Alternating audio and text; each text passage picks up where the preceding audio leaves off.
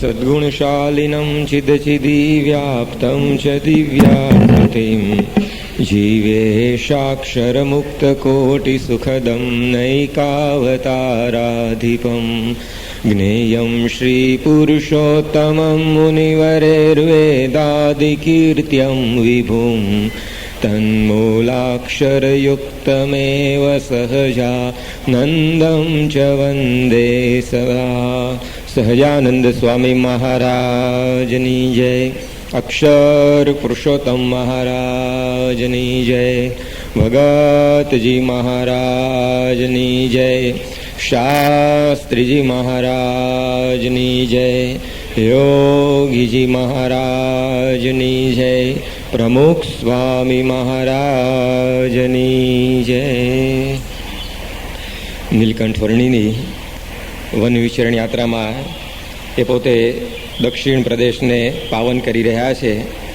એ કથા આપણે ગઈકાલે છેલ્લે જોયેલી, અને એની અંદર એમણે દુધાધારી બાવાને જે રીતે એનું કપટ એમણે જોયું એ વાત આપણે ગઈકાલે સમજેલા, અને એના ઉપરથી આપણને બોધ પ્રાપ્ત થયો કે આ જગતની અંદર જે સંત અને અસંત એની વ્યક્તિ મુમુક્ષુએ ઓળખવી જોઈએ. જો મુમુક્ષુતા આપણા અંતરમાં હોય, પરંતુ એવા સાચા સંત ઓળખ્યા વગર આપણે એ ભક્તિ કરીએ તેનો કોઈ અર્થ રહેતો નથી. એ વાત આપણે ગઈકાલે સમજ્યા. અને ત્યાર પછી હવે નીલકંઠ વર્ણી વિચરણ કરતાં કરતાં ભૂતપુરી ક્ષેત્રની અંદર પધાર્યા. ત્યાં આગળ પણ થોડા ઘણા દિવસો પોતે રોકાયા, અને ત્યાંથી પછી તોતાદ્રીની અંદર પધાર્યા. આ તોતાદ્રીની અંદર રામાનુજ સંપ્રદાયની મોટી ગાદી છે, અને એ વખતે જ્યારે નીલકંઠ વર્ણી ત્યાં આગળ પધાર્યા ત્યારે જીયર સ્વામી કરીને એ મઠના મહંત પોતે ત્યાં આગળ બિરાજમાન હતા. એમની પાસે નીલકંઠ વર્ણી રામાનુજ સંપ્રદાયનું જ્ઞાન પ્રાપ્ત કરવા થોડાક દિવસ રોકાયા, પરંતુ ત્યાં આગળ એમણે સાધુઓ અને સ્ત્રીઓનો પ્રસંગ એ જોયો. અને એ વખતે નીલકંઠ વર્ણીએ પોતે આ જીયર સ્વામી જે મહંત હતા એમને કહ્યું કે તમે આ ત્યાગી થઈને સ્ત્રીઓનો જે સંબંધ રાખો છો એ તમારા ત્યાગની અંદર દૂષણ કહેવાય. કારણ કે શાસ્ત્રોએ તો ત્યાગીને આવી આજ્ઞા કરી છે કે અષ્ટ પ્રકારે અબળા કેરો ત્યાગ કરે સો ત્યાગી, અને તમે આવી રીતે આ કેમ પ્રસંગ બધો રાખો છો? હવે આ 15 વર્ષનો એક કિશોર પોતાને આવી શિખામણ આપે એ આ મહંતથી સહન થયું નહીં, અને વર્ણીની પાછળ દંડો લઈને પડ્યા કે તું મને શિખામણ આપનાર કોણ કે, અને એમને પોતાના આશ્રમની બહાર કાઢી મૂક્યા. ત્યારે આવી પ્રકારે નીલકંઠ વર્ણી પણ એ ત્યાંથી નીકળી જાય છે. જ્યાં આગળ અધર્મ હોય ત્યાં આગળ રહેવું એમને ગમતું નથી. એ નીલકંઠ વર્ણીએ પોતે આપણને સમજાવ્યું, અને ત્યાંથી પછી એ ફરતા ફરતા કુમારિકા ક્ષેત્રની અંદર પધાર્યા. કુમારિકા ક્ષેત્ર એટલે અત્યારનું કન્યાકુમારી. ત્યાં આગળ આવી રીતે બંગાળનો ઉપસાગર, હિન્દ મહાસાગર અને અરબી સમુદ્ર, ત્રણેય સમુદ્રો ભેગા થાય છે એવા પવિત્ર તીર્થસ્થાનની અંદર નીલકંઠ વર્ણી પોતે પધાર્યા. ત્યાં પણ થોડા ઘણા દિવસ પોતે વસ્યા, અને ત્યાંથી પછી પોતે પદ્મનાભ ક્ષેત્રની અંદર પધાર્યા. પદ્મનાભ એટલે અત્યારનું જે ત્રિવેન્દ્રમ છે, કેરળની રાજધાની, એની અંદર આ નીલકંઠ વર્ણી પોતે પધાર્યા. ત્યાંથી પછી જનાર્દન તીર્થની અંદર એ મહારાજ પધારે છે, અને ત્યાં આગળ જનાર્દન ભગવાનની જે પ્રતિમા એને આપણે દર્શન કર્યા. ત્યાંથી પોતે વિચરણ કરતા કરતા હવે આદિકેશવ તીર્થની અંદર એ પોતે પધાર્યા, અને ત્યાં આગળ પણ મુમુક્ષુઓને દર્શનનો લાભ આપી. અને મલયાચલ પર્વતની અંદર જ્યાં આગળ ચંદનના જ વૃક્ષો છે એવા આ રમણીય પર્વતમાં આ વર્ણી પોતે પધાર્યા. અહીંયા ચંદનના વૃક્ષને સાપ બધા વીંટાઈને રહેતા, કારણ કે સાપના આવી રીતે શરીરની અંદર ખૂબ જ ગરમી હોય તો એને શીતળતા જોઈએ, એના માટે એ ચંદનના વૃક્ષને વીંટાયેલા રહેતા હોય છે. અને વર્ણી જ્યારે આ મલયાચલમાં પધાર્યા ત્યારે કેટલાય બધા સર્પો આ ચંદનના વૃક્ષોને વીંટાઈને પડેલા, અને વર્ણીના આવી રીતે પગરવ સાંભળતા જ એ બધા જ સર્પ પોતે આ ચંદનના વૃક્ષને તજીને વર્ણીની આસપાસ વીંટળાઈ વળ્યા, અને બધા જ આવી રીતે એક ફેણ માંડી અને નીલકંઠ વર્ણીના દર્શન કરતા રહ્યા. નીલકંઠ વર્ણીએ પણ એમને થોડાક સમય સુધી પોતાની મૂર્તિનું આવું સુખ લેવા દીધું, અને ત્યાર પછી ત્યાંથી પોતે ઝાડીની અંદર અદૃશ્ય થઈ ગયા, અને ફરતા ફરતા સાક્ષી ગોપાલની અંદર એ પોતે પધાર્યા. આ બધા દક્ષિણ ભારતના તીર્થોને વર્ણી પોતે તીર્થત્વ આપી રહ્યા છે, અને ત્યાં આગળ સાક્ષી ગોપાલમાં 5 દિવસ સુધી પોતે રોકાયા. ત્યારથી ફરતા ફરતા પોતે કિષ્કિંધાની અંદર આવ્યા, અને ત્યાંથી પછી પંપા સરોવર કે જ્યાં આગળ આ શબરી પોતે રહેતી ત્યાં આગળ પણ પધાર્યા અને ત્યાં આગળ શબરી ગુફા પણ એ મોજૂદ છે. તો આ પંપા સરોવરને પણ વર્ણીએ પોતે તીર્થત્વ આપ્યું અને ત્યાંથી પછી ફરતા ફરતા નીલકંઠ વર્ણી પંઢરપુરની અંદર પધારે છે, જ્યાં આગળ વિઠોબાની મૂર્તિ એ આવી રીતે અત્યંત ચમત્કારી બધી એ પધરાવવામાં આવેલી છે. અને પુંડરીકે પોતાની માતા પિતાની સેવા એ કરતો હતો.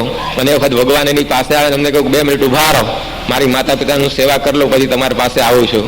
અને ભગવાન પોતે એમને એક ઈંટ આપી તો ઈંટ ઉપર પોતે બેસી ઊભા રહ્યા.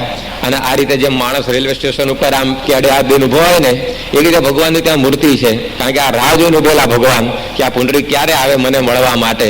અને એ આવી રીતે ઈંટ ઉપર એ ભગવાનને એને ઊભા રાખ્યા અને ત્યાં પછી મહાન તીર્થ એ બનેલું છે. તો આ પંઢરપુરની અંદર એ નીલકંઠ વર્ણી પોતે પધાર્યા. ત્યાં આગળ ચંદ્રભાગા નામની નદી રહે છે. ત્યારે એ ચંદ્રભાગા નદીની અંદર પોતે નિત્ય સ્નાન કરતા અને 2 માસ સુધી આ પંઢરપુરની અંદર પધાર્યા. અને જે કોઈ બધા મુમુક્ષો ત્યાં આગળ પધારતા એ બધાનું આ નીલકંઠ વર્ણીએ દર્શન માત્ર કલ્યાણ કર્યું. અને ત્યાંથી પછી નીલકંઠ વર્ણી હવે બુરાનપુર જવા માટે નીકળે છે. બુરાનપુરમાં મધ્યપ્રદેશની અંદર આવેલું સ્થાન છે, ત્યાં આગળ એમને આવવું છે. અને ત્યાં વચ્ચે જતા જનાબાદ નામનું એક ગામ આવ્યું. અને આ જનાબાદ ગામનો એક વિપ્ર એ રોજ સવારે ગામની બહાર એક શિવાલય હતું, ત્યાં આગળ આવી રીતે દૂધ અને પાણી ચડાવવા માટે જતો. અને આ વખતે જ્યારે પોતે ત્યાં જઈ રહેલો એ વખતે નીલકંઠ વર્ણીને એમણે એકદમ વેગથી આવતા જોયા. એને થયું કે આટલા બધા વેગની અંદર આ નાનકડા વર્ણી ચાલે છે, શું કામ પડ્યું હશે એને. વર્ણીને એને ઊભા રાખ્યા કે તમે આટલા વેગથી ક્યાં જાઓ છો. ત્યારે એમણે કહ્યું કે અમે તમારા જેવા ભક્તોને મળવા માટે જઈ રહ્યા છીએ. વર્ણીના શબ્દોની મોહકતા આને સ્પર્શી ગઈ. એમના જે શરીરની કાંતિ આ જનાબાદના વિપ્ર અને અંતરની અંદર ખોતી ગઈ. અને એને થયું કે આ જે નીલકંઠની હું રોજ સેવા કરું છું, આવી રીતે પાણીને બીલીપત્ર ને દૂધ ને બધું ચઢાવું છું, એ જ નીલકંઠ આજે સાક્ષાત જાણે આ દર્શન દેવા માટે પધાર્યા છે. એણે જે કંઈ બધું પાણી પોતાની પાસે હતું પેલા શિવલિંગ ઉપર રેડવા માટેનું એ વર્ણીના ચરણોની અંદર ઢોળી દીધું કે તમે આજે અમારી ભક્તિથી પ્રસન્ન થઈ અને સાક્ષાત જાણે શિવજી રૂપે દર્શન દેવા પધાર્યા હોય એવો મને ભાવ થાય છે. અને આ રીતે વર્ણીને એને પોતે સેવા કરી અને ત્યાંથી પછી એ પોતાના ઘેર એમને લઈ ગયો કે તમે મારા ત્યાં ચાલો, મારે તમને જમાડવા છે. વર્ણી પણ એનો ભાવ જોયો અને એમના ત્યાં પધાર્યા અને દહીં અને સાકર આવી રીતે આ વિપ્રએ એમને જમાડ્યા. અને ત્યાંથી પછી નીલકંઠ વર્ણી પોતે નીકળ્યા અને એ તાપી નદીના કિનારે એ પોતે પધારે છે. ત્યાં આગળ સામે જ બુરાનપુર એ દેખાતું હતું. અને એ વખતે વર્ણીએ પોતે ત્યાં આગળ તાપી અને મૌના નામની નદી એનો સંગમ થાય છે એની અંદર સ્નાન કર્યું. એકાદશીનો મેળો હતો એટલે ઘણા બધા માણસો ત્યાં આગળ આવેલા અને બધા જ માણસોને પણ પોતાના દર્શનનું સુખ આપ્યું. અને એ રીતે વર્ણી પોતે જ્યારે નદીમાંથી બહાર નીકળ્યા ત્યારે શિવાશા અને ગોવિંદ શેઠ નામના આ બુરાનપુરના 2 રહીશો એની વૃત્તિ આ નીલકંઠ વર્ણી તરફ ખેંચાઈ. અને એમને થયું કે આ વર્ણી કંઈક જુદા છે. અને આવી રીતે જેમ ચંદ્રને દેખીને ચકોર એ પોતે ખેંચાય અને જેમ મેઘની ગર્જના સાંભળીને મોર પોતે ડોક ઊંચી કરી દે એવી પ્રકારે આ બંને માણસોને આ વર્ણીના પ્રત્યે અપાર આકર્ષણ થયું. અને એમણે કહ્યું કે ચલો કે અમે તમને અમારા ઘેર લઈ જવા માટે આવ્યા છીએ, કારણ કે તમારું આવું જે રૂપ, તમારી કાંતિ અને તમારું વ્યક્તિત્વ અમને મોહક લાગે છે. તમે અમારા ઘેર આવીને અમને કૃતાર્થ કરો. ત્યારે વર્ણી પણ આ મુમુક્ષોના ભાવ પૂરા કરવા માટે ફરતા હતા. એ ત્યાં આગળ ગયા અને ત્યાં આગળ આ 2 માણસો પોતે તો હવે આવી રીતે વેપારી વર્ગના એટલે એમણે પોતાના મિત્રો હતા બ્રાહ્મણો, બાપુ વિપ્ર, ભગવાન વિપ્ર અને રામકૃષ્ણ વિપ્ર, આ ત્રણેયને બોલાવ્યા અને કહ્યું કે તમે અમારા ત્યાં એક મહેમાન આવ્યા છે, એના માટે રસોઈ બનાવી આપો. અને નીલકંઠ વર્ણી પોતે ત્યાં આગળ આ બંને ભક્તોનો ભાવ જમ્યા. અને ત્યાંથી પછી ગામની પશ્ચિમ દિશાની અંદર એક નાનકડું શિવાલય છે, ત્યાં આગળ 5 દિવસ સુધી એ વર્ણીએ પોતે મુકામ કર્યો. રોજ સવારે આ નદી જે તાપી અને મોસમનો જે સંગમ થતો હતો મોનાનો એ બંનેની અંદર એ પોતે સ્નાન કરતા. ત્યાંથી પછી માલેગામ ગયા. માલેગામની અંદર પણ નીલકંઠ વર્ણી એ 5 દિવસ સુધી રોકાયા અને ત્યાં આગળ પણ શ્રીજી મહારાજે આ બધું સુખ પોતાના ભક્તોને આપ્યું. અને હવે માલેગામથી નીકળી અને નાસિકની અંદર એ વર્ણી પોતે પધારે છે. નાસિક એ ભારતનું પ્રસિદ્ધ તીર્થ સ્થાન છે અને ત્યાં દર 12 વર્ષે કુંભ મેળો ભરાય છે. ત્યાં આગળ જે ત્રંબકેશ્વર છે જે 12 જ્યોતિર્લિંગો ભારતના પવિત્ર ગણાય છે એમાંના પણ એક ગણાય છે. અને ત્યાં આગળ નીલકંઠ વર્ણી પોતે પધાર્યા, ત્રંબકેશ્વરના એમણે દર્શન કર્યા અને ત્યાંથી પછી પોતે વિચરણ કરતા કરતા હવે સુરતની અંદર એ પધારી રહ્યા છે. ગુજરાતની અંદર આ નીલકંઠ વર્ણી એ મોટું શહેર આ સુરત છે, એની અંદર એ હવે પોતે આવી રીતે ત્ર્યંબકેશ્વરના દર્શન કરી ગોદાવરીમાં સ્નાન કરી અને પોતે આવી રહેલા છે. અને આ ગુજરાતની જે તીર્થભૂમિ એની ઉપર એમને ભાગવત ધર્મનું પ્રસારણ કરવું છે, એ પ્રદેશ તરફ આવી રીતે એમની ગતિ એ હવે શરૂ થઈ છે. પોતે જેની રાહ જોતા હતા અને લોકો પણ જેમની રાહ જોતા હતા એવા બધા મુમુક્ષુઓ આ ભૂમિ ઉપર અનેક આ નીલકંઠ વર્ણીને દેખાયા છે. અને એટલે જ આ ગુજરાતની અંદર આવવા માટે હવે એમના ચરણારવિંદ એ પણ ખૂબ જ ઝડપથી એ ગતિ કરી રહેલા છે. અને થોડાક સમયની અંદર આ નીલકંઠ વર્ણી પોતે નાસિકથી વિચરણ કરતા કરતા સુરતની અંદર પધાર્યા. અને ત્યાં આગળ એક ગોડિયાનું મંદિર આવી રીતે અખાડો હતો, એ અખાડાની અંદર આ નીલકંઠ વર્ણિયાના ઓટલે જઈને ઉતર્યા. અને આ સુરતની અંદર જ્યારે આ મંદિરના ઓટલે પોતે ત્યાં આગળ બેઠેલા, બપોરે લગભગ 11-11:15 સમય થયો, એ વખતે નીલકંઠ વર્ણીય મંદિરના મહંતને પૂછે છે કે નિત્ય પૂછે મહાંતની પાસે રાજભોગ થયા છે કે થશે? વર્ણીને ભૂખ લાગી હશે એટલે એમણે પૂછ્યું કે આ રાજભોગ ક્યારે થશે અહીંયા? ત્યારે કહે ઉત્તર મહાંત કાકા, આજ જો થયા છે કોરા કડાકા. પેલો કે આજે તો કોરા કડાકા છે, અહીંયા કઈ સદાવ્રત મળશે નહીં. હવે પોતે તો ખાવાના જ હતા, પરંતુ કે આને ક્યાં આવું આપવું, કે આવા તો કેટલાય આવે રખડતા બાવા. એટલે એને વર્ણીને ના પાડી કે આજે તો અમારા બધાનો ઉપવાસ છે, એટલે તમને કઈ આ જમવાનું મળશે નહીં. બીજા દિવસે પણ વર્ણીએ પૂછ્યું કે રાજભોગ ક્યારે થાય છે અહીંયા? ત્યારે બીજા દિવસે પણ એણે કહ્યું કે આજે તો અહીંયા કોરા કડાકા છે, આજે કઈ તમને જમવા મળશે નહીં. ત્રીજા દિવસે પણ વર્ણીએ પૂછ્યું કે આવી રીતે રાજભોગ ક્યારે થશે? ત્યારે પણ પેલાએ કહ્યું કે આજે કંઈક જમવાનો મેળ તમારો પડે એવો છે નહીં, કારણ કે આજે પણ અમારે તો બધાનો ઉપવાસ છે. અને આ 3 દિવસના ઉપવાસ આ સુરતની અંદર એમને થયા. સુરતનું જમણ આમ વખણાય છે, પણ નીલકંઠ વર્ણીનું આવું સ્વાગત એ અહીંયા થયેલું છે ગુજરાતની અંદર. અને આ રીતે ચોથા દિવસે પછી એક માલણબાઈ એ પોતે જોતી હતી કે આ વર્ણી પોતે અહીંયા આવીને આ 3 દિવસથી પોતે બેસે છે, પણ એમને કંઈ જમવાનો મેળ પડતો નથી. ત્યારે ચોથા દિવસે એ માલણબાઈ પોતે આવી અને તેણે આપ્યું હરીને અન્ન, રાંધી ભાવે કર્યું ત્યાં ભોજન. અને ત્યાં આગળ પછી એણે સીધું આ નીલકંઠ વર્ણીને આપ્યું અને નીલકંઠ વર્ણી એની રસોઈ બનાવી અને પોતે જમ્યા. ત્યારે આવી પ્રકારે આ 3 દિવસના ઉપવાસ પછી આ માલણબાઈએ આ વર્ણીને સેવા કરીને રાજી કરી લીધા. અને જે પેલા અખાડાના મહંત કે જેને 3 દિવસ સુધી લાંગણ એટલે કે ઉપવાસ વર્ણીને કરાવ્યા, તે પછી એવી બધી પડતી આશ્રમની થઈ કે અત્યારે આશ્રમ મોજૂદ છે. સાવ આમ ખંડેર જેવો આશ્રમ પોતે થઈ ગયો. ભગવાનની આગળ જ્યારે કપટ માણસ પોતે કરે છે ત્યારે અંતે સહન કરવાનો એને પોતાને જ આવતું હોય છે. ત્યારે એ નીલકંઠ વર્ણીએ આપણને બતાવ્યું. વર્ણીને તેવો કોઈ કુભાવ હતો નહીં, પરંતુ માણસ પોતે જ પોતાના કર્મથી આવી રીતે પાછો પડતો હોય છે. આ વર્ણીને એ લોકોએ જમાડ્યા નહીં, 3 દિવસ સુધી આવી રીતે ઉપવાસ કરાવ્યા અને જે કપટ કર્યું એના પ્રતાપે આવી પ્રકારે આશ્રમની ધીમે ધીમે કરતા અત્યંત પડતી થઈ ગઈ અને ત્યારે ખંડેરના સ્વરૂપની અંદર એ બધો ફેરવાઈ ગયો છે. ત્યારે ભગવાનની આગળ એ ક્યારેક કપટ કોઈ કરવું નહીં એ વર્ણી આપણને સમજાવે છે. સ્વામી ઘણી વાર કહે છે કે ભગવાનને સંત આગળ જે કપટ કરે એ પોતે ચપટ થઈ જાય. ભગવાનને સંતને તો કાંઈ વાંધો આવતો નથી, પરંતુ એ કપટ કરનારા જ એ પોતે હેરાન થતા હોય છે. જેમ એકવાર એક છોકરો હતો, એ ગામની અંદર મોચી પાસે માપ આપવા ગયા અને જોડા સીવડાવવા હતા. એટલે પછી ત્યાં આગળ જુદી જુદી સાઈઝના બધા જોડા હતા કે 8 નંબરની સાઈઝ હતા આટલા રૂપિયા, 9 નંબરની સાઈઝ હતા આટલા રૂપિયા. આને જે માપ લીધું મોચી આ છોકરાના પગનું, તો 6ની સાઈઝનું માપ આવ્યું. હવે એને થયું કે આ 6ની સાઈઝના તો વધારે પૈસા આપવા પડશે, એટલે એને સહેજ પગ સંકોરી લીધો. થોડોક સાંકડો કરે એટલે 5ની સાઈઝનું માપ પેલા મોચીએ લીધું. પછી એ તો હરખાતો આવે એની માતાની પાસે ઘેર, અને એની માતાને શું કહ્યું કે આજે તો માં હું કે મોચીને છેતરીને આવ્યો કે. ત્યારે એની માતાએ કહ્યું શું કર્યું, કે કેમનો છેતર્યો? ત્યારે એણે કહ્યું કે મોચી મારા પગનું માપ લેતો હતો ને, તો મેં પગ થોડોક સંકોચી લીધો, એટલે માપ હવે ઓછું આવ્યું, એટલે પૈસા આપણે ઓછા આપવા પડશે, કે મોચીને આવી રીતે છેતર્યો. ત્યારે એની માતા કે મોચી નથી છેતરાયો, તું છેતરાયો, કે તું આખી જિંદગી ઓછો આમ પગ હવે સંકોડીને ફરવાનો છે બૂટ પહેરીને.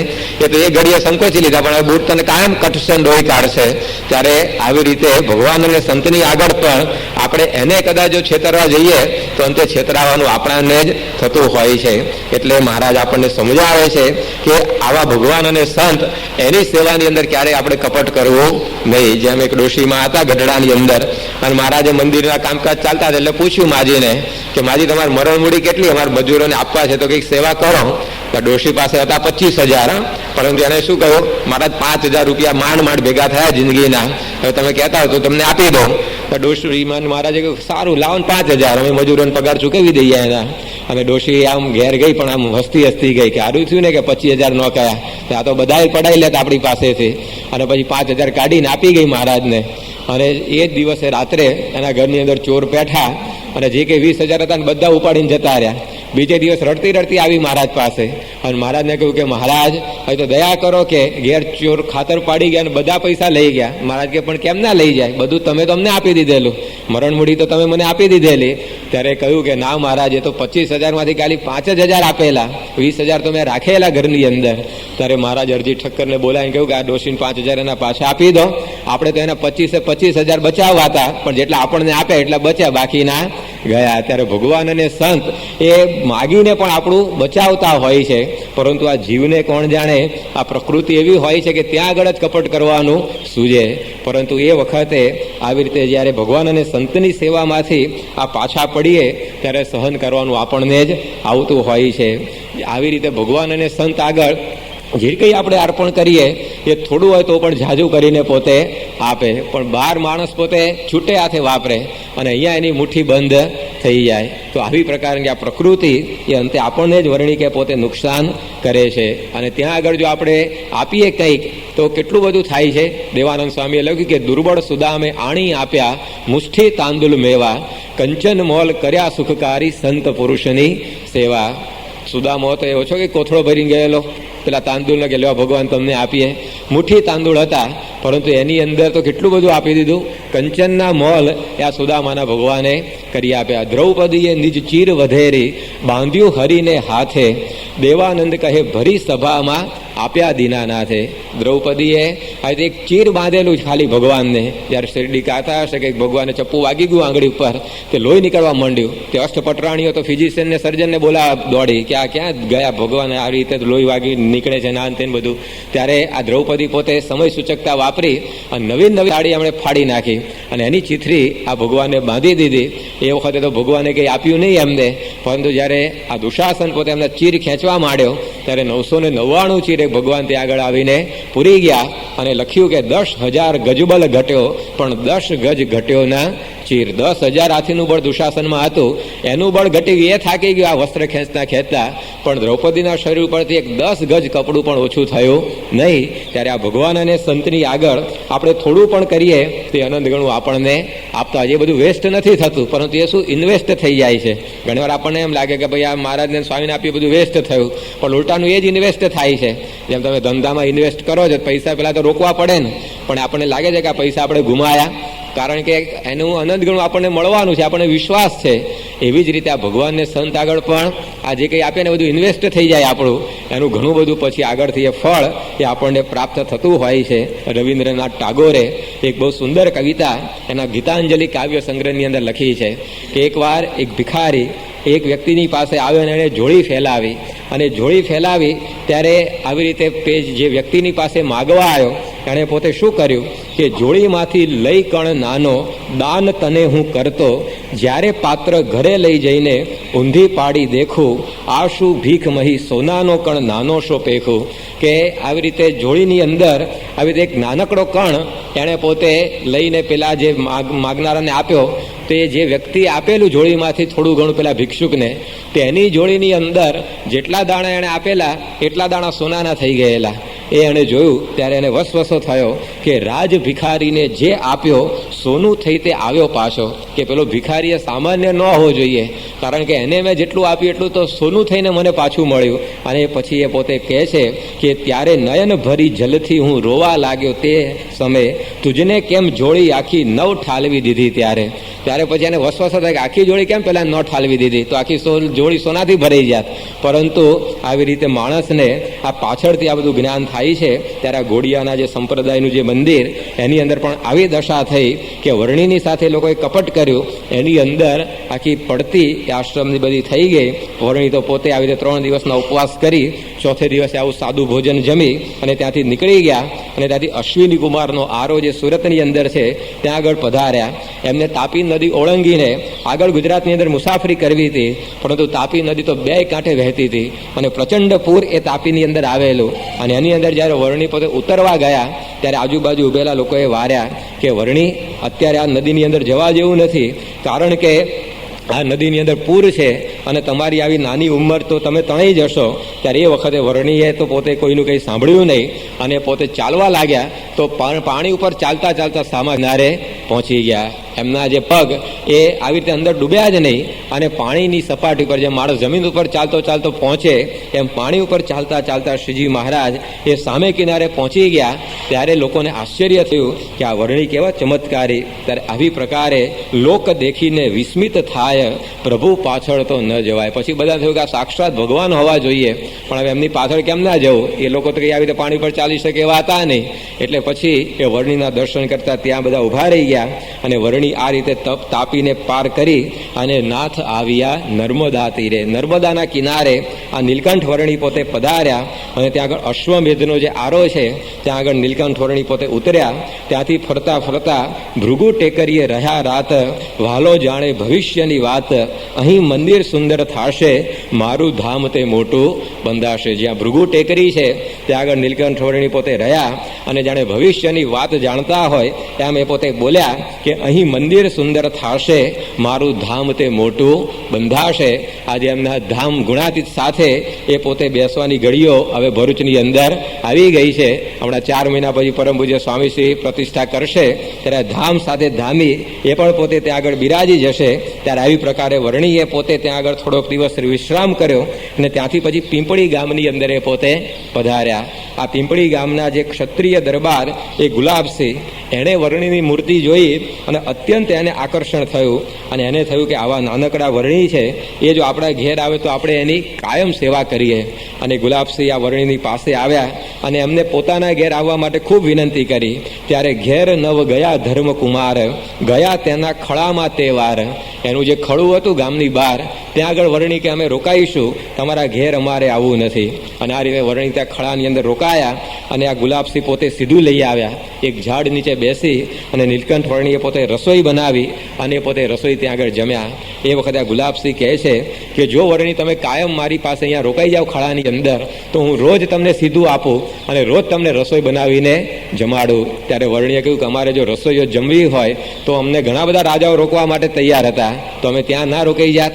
અમે કંઈ રસોઈઓ જમવા માટે ફરતા નથી, અમે તો જીવોના કલ્યાણ માટે ફરીએ છીએ. અને એમ કરી અને વર્ણી પોતે ત્યાં આગળ થોડાક દિવસ રોકાયા અને ત્યાંથી ફરતા ફરતા તવરા ગામની અંદર આવ્યા. નર્મદાના કિનારે આ તવરા ગામ આવેલું છે, ત્યાં આગળ વર્ણી પોતે પધાર્યા. નર્મદાની અંદર એમણે સ્નાન કર્યું અને ત્યાંથી પછી પોતે શુક્લ તીર્થની અંદર બાવા પ્યારાનો ઘાટ છે એ ઘાટ આગળ મુકામ કર્યો. ત્યાં આગળ થોડાક દિવસ પોતે રોકાયા. જે કોઈ માણસો બધા નર્મદામાં સ્નાન કરવા આવતા અને આ રીતે બધું પોતપોતાની માનતાઓ પૂરી કરવા આવતા, એમને આ નીલકંઠના દર્શન થતા અને બધાના પગ થંભી જતા કે આ નાનકડા વર્ણી કેટલા બધા આવી રીતે સુંદર લાગે છે. શું એનું આવી રીતે તપ કે શરીરની બધી પાસળીઓ પણ ગણી શકાય એવી દેખાય છે. ત્યારે આવી પ્રકારે આ જે કોઈ ત્યાં આગળ આવતું એ બધા વર્ણીના દર્શન કરતા સ્થિર થઈ જતા અને ત્યાં પણ થોડાક દિવસ રોકાયા અને ત્યાંથી વર્ણી પોતે અંબાળી ગામની અંદર પધાર્યા. આ અંબાળી ગામની અંદર કેશવદાસ નામના એક પાટીદાર એમની પત્ની રાજબાઈની સાથે રહેતા હતા અને નીલકંઠ વર્ણી પોતે અંબાળીની અંદર સીધા જ આ રાજબાઈના ત્યાં પધાર્યા. આખા વન વિચરણની અંદર ક્યાંય સામે ચાલીને નીલકંઠ વર્ણી પોતે ગયા નહોતા, પરંતુ આ રાજબાઈની ભક્તિ એવી હશે કે નીલકંઠ વર્ણી સામે ચાલીને એના ઘેર પોતે દર્શન આપવા માટે પધાર્યા. અને અંબાડીની અંદર આ રાજબાઈએ નીલકંઠ વર્ણીની ખૂબ સારી આગતા સ્વાગતા કરી. એણે ભગવાનને દૂધ બનાવી અને પાયું અને કહ્યું કે તમે જો અહીંયા રહી જાઓ તો હું રોજ તમને આ રીતે દૂધ પીવડાવું અને તમારી સેવા કરું. ત્યારે નીલકંઠ વર્ણી કહે છે કે અનસુયામાં જઈને રહીશ, પય પીવાને રોજ આવીશ, એમ કહી મહાપ્રભુ ગયા, અનસુયા સ્થાને જઈને રહ્યા. અનસુયા નામનું પણ એક સ્થાન આ નર્મદાની પાસે આવેલું છે. ત્યારે વર્ણી કહે છે કે હું ત્યાં જઈને રહીશ અને રોજ તમારી ઘેર હું દૂધ પીવા માટે આવીશ. તો 7 દિવસ સુધી નીલકંઠ વર્ણી રોજ આ રાજબાઈના ત્યાં આવી રીતે પધારતા અને આ બાઈ પણ આવી રીતે સરસ મજાનું કઢેલું દૂધ આ નીલકંઠ વર્ણીને પોતે પાતી અને આ રીતે નીલકંઠ વર્ણી આ રાજબાઈનો પણ ભાવ પૂરો કર્યો. અને ત્યાંથી પછી નીલકંઠ વર્ણી ફરતા ફરતા ચાણોદની અંદર પધાર્યા, ત્યાંથી કન્યાળીની અંદર ગયા, કન્યાળીથી ડભોઈની અંદર આ નીલકંઠ વર્ણી પોતે પધાર્યા અને ત્યાં વાઘનાથ મહાદેવ છે, એ વાઘનાથ મહાદેવની અંદર આ નીલકંઠ વર્ણીએ રાતવાસો કર્યો અને ત્યાંથી ફરતા ફરતા નીલકંઠ વર્ણી પોતે એ પછી વસઈની અંદર પધાર્યા અને વસાઈની અંદરથી પછી નીલકંઠ વર્ણી ગયા વટપત્તને સુખદાયી. આ વડોદરા શહેરની અંદર આ નીલકંઠ વર્ણીના હવે પગલાં થયા અને માંડવીની અંદર જ્યાં 16 સ્તંભનો દરવાજો છે ત્યાં આગળ એ દરવાજાની નીચે આ નીલકંઠ વર્ણીએ પોતે આવીને પોતાનું આસન જમાવ્યું અને દિશે મૂર્તિ મનોહર સારી, જોવા અધિક મળે નર નારી. આ વડોદરાની માંડવીની અંદર જ્યારે નીલકંઠ વર્ણી પોતે બેઠેલા ત્યારે માણસો બધા ટોળે ને ટોળે આ નીલકંઠ વર્ણીને જોવા માટે આવવા લાગ્યા. એ વખતે સંધ્યાનો સમય થઈ ગયેલો છતાં પણ આવી રીતે આછા ઉજાસમાં પણ આ વર્ણીના શરીરની અંદરથી એવું તેજ નીકળી રહેલું કે બધા લોકો ત્યાં આગળ એમના દર્શન કરવા માટે આવવા માંડ્યા અને કહે કોઈ છે રાજકુમાર, કહે કોઈ અમર અવતાર, કહે કોઈ છે હરિ સાક્ષાત, એમ કરે પરસ્પર વાત. કોઈ કે આ રાજાનો કુમાર હશે કે શું કે, કારણ કે આ એનું જે મુખા અને એ બધું તો એવું લાગે છે કે આ રાજાનો કુમાર હશે ને વૈરાગ્ય થવાથી નીકળી ગયો હશે. ત્યારે કોઈ કહે છે કે આ અમર અવતાર, અમર એટલે કે દેવતાનો કોઈક અવતાર એ આ વડોદરાની અંદર ભૂલો પડ્યો લાગે છે. કહે કોઈ છે હરિ સાક્ષાત, ત્યારે કોઈકને તો થયું કે આ દેવતા પણ ના હોય, કારણ કે દેવતાઓની અંદર પણ આવી પ્રકારનું આકર્ષણ ક્યાંથી, આ તો આ સાક્ષાત ભગવાન જ પોતે આ વડોદરાની અંદર એ પધારે એમ લાગે છે. અને બધા પરસ્પર વાત કરે છે કે વળી કોઈ કહે મુખ એમ, કહું છું મને ભાસે છે જેમ, પૂરનાથની નજરે જો આવે, નક્કી દરબારમાં પધરાવે, સારી રીતે કરે સન્માન, માગે દેવ જાણી વરદાન. આ બધા માણસો વાત કરવા લાગ્યા કે આપણા જો આ વડોદરાના આવી રીતે રાજાને ખબર પડે કે આવા વર્ણી અહીંયા આવ્યા છે ત્યારે નક્કી એ પોતે એના દરબારની અંદર એને લઈ ગયા વગર રહે નહીં. એને દેવ જાણીને એની પાસે વરદાન માગે અને બહુ મોટું સન્માન કરીને પોતાના મહેલની અંદર પધરાવે એવા વર્ણી છે. એ વખતે ગામ લોકોને ખબર નહીં હોય કે આ વર્ણી પોતે વાજતે ગાજતે વડોદરાના રાજમહેલની અંદર આગળ જતા પણ પધારવાના છે. છાણીથી જે સામયું કરેલું ગાયકવાડ સરકારે અને પોતાના મહેલની અંદર આ નીલકંઠ વર્ણીને પછી જ્યારે મહારાજ ગાદી ઉપર આવ્યા ત્યારે પધરાવેલા, ત્યારે આ બધી જે આ ભોળાજનોની આ ભાવના એ વર્ણીએ પાછળથી સાકાર કરી એ આજે આપણા ગ્રંથોની અંદર આપણે વાંચીએ સાંભળીએ છીએ. પરંતુ આ રીતે બધાના મનની અંદર એ વિચારો આવવા માંડ્યા કે આવી પ્રકારના વર્ણી તો આ દરબારોની અંદર એ શોભે એવા છે. વળી કોઈ કહે પ્રભુ પાસ, કરો આ નગરીમાં નિવાસ. અને કોઈકે તો વિનંતી પણ કરી કે નીલકંઠ તમે આ નગરીની અંદર રોકાઈ જાઓ. ત્યારે ઉત્તર આપે છે હરિ, કોઈ અવસરે આવશું ફરી. કે ત્યારે વર્ણી કહે છે કે અમે જરૂર આ તમારા નગરની અંદર એ પછીથી જરૂર પધારીશું અને તમે રાખો છો ભાવ જો સારો, થશે સુફળ મનોરથ તમારો.